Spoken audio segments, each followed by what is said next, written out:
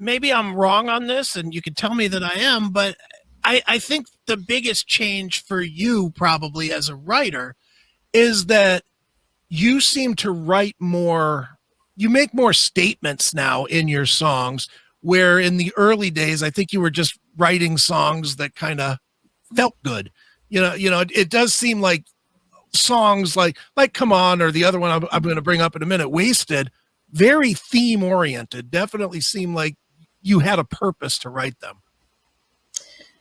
Well, unless you're really familiar with my whole catalog, which a lot of people are only sort of familiar with my, my big hits, right? Mm-hmm, sure. But there's been themes throughout my writing. Okay. Although I'd like to think that the actual bulk of the lyric content is certainly, I think, stronger and more mature now. I think I'm becoming a better songwriter with every record. I mean, I'd be foolish to think that I wasn't, because I feel like every time I make another album, I'm, polishing my craft, right, a bit. But, a lot of people aren't aware, like even on the Metal Queen album, number one, Metal Queen was a feminist statement. It was a song of female empowerment. Mm-hmm. It was supposed to be a pushback against all that extreme sexual stereotypes, the sexist marketing of women in the 80s. I mean, it was rampant. I mean, right, sure.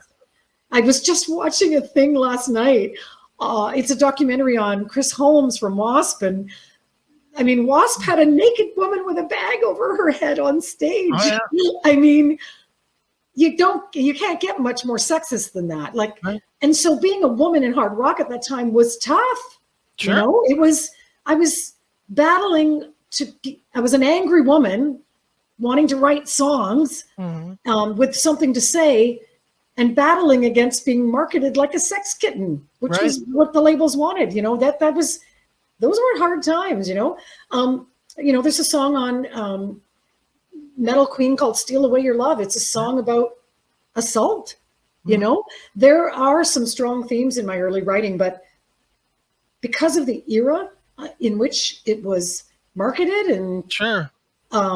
Devoured by a 20-something rock and roll public, right?